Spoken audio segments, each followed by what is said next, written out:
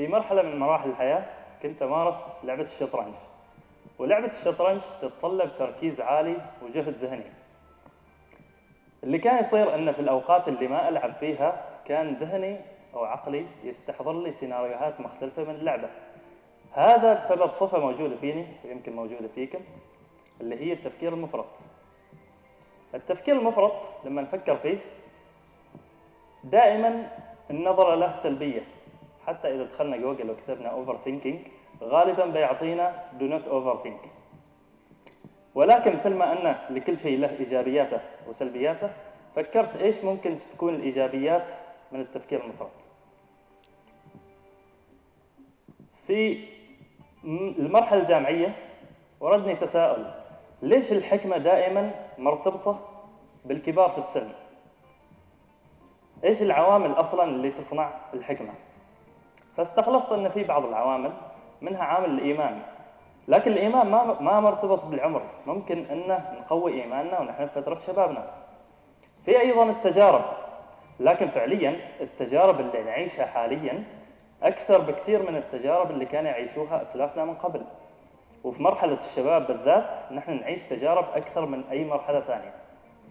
العامل يمكن اللي يحتاج وقت اللي هو الخبرة، ولكن نفس الشيء ممكن أن نسابق الزمن ونكسب خبرة أكثر بالاطلاع على خبرات الآخرين.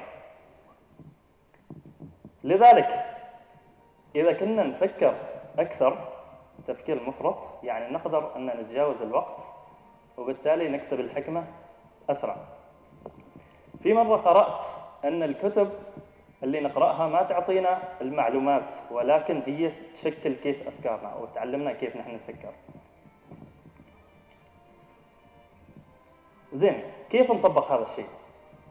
في البداية لازم نعرف كيف نوجه أفكارنا، بدل لا نقول هذه مشكلة نعتبر أن هذا تحدي. على سبيل المثال، إذا كان شخص يسيء معاملتنا ما نفكر أن ليش هذا الشخص يعني معاملته كذاك وليش هذاك ليش هو يتصرف بهذا التصرف، ولكن نفكر أن هذا تحدي لنا على أساس أن نصير أكثر حكمة وأكثر قوة، فبالتالي نتعامل مع الوضع بطريقة أفضل.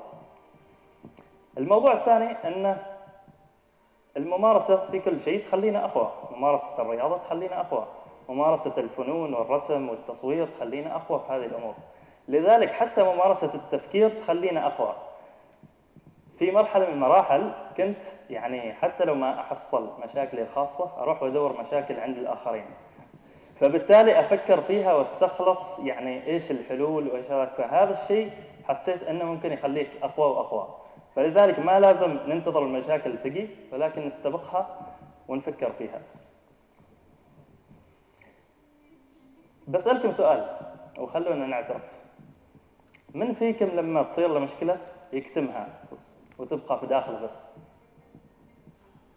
اوكي زين. قبل سنوات قليلة أنا كنت برفع يدي على هذا السؤال، ولكن تغيرت الحين. اللي لاحظته أن لما نشارك مشاكلنا مع الآخرين نحن ما بس نفكر بعقل واحد، ولكن نفكر بعقول مختلفة.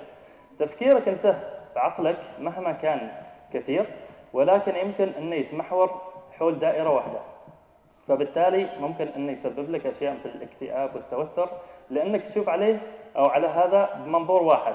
التفكير بعقول مختلفة يعطينا منظور مختلف للمواضيع، فبالتالي يكون الوضع أسهل وأحسن لحل المشاكل. في النهاية نقدر نقول أن ممكن أن نستبدل الجهد الذهني والنفسي اللي يسبب التفكير المفرط والاكتئاب إلى حياة أكثر تقبلاً واسترخاءً. شكراً لكم.